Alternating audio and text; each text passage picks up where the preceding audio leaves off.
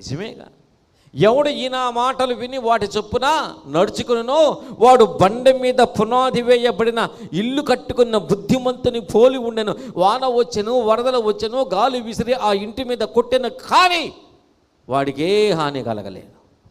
ఎందుకంటే దాని పునాది బండ దేవుని వాక్యం మీద వేయబడి ఉంది కాబట్టి ఏది ఏమి కదిలించలేకపోయింది. హీన దశ అనేది ఆ ఇంటికి రాలేదు, ఆ జీవితానికి రాలేదు. మీరు వినలేదు నాయన, ఇశ్రాయేలు దేవుడు బలహీనుడై కాదు, ఆయన చేతగానుడై కాదు, విద్యా నీళ్ళని అడ్డగించలేనంత బలహీనుడేం కాదు. ఆయన పట్టించుకొని దేవుడు కాదు, పట్టించుకునే దేవుడే.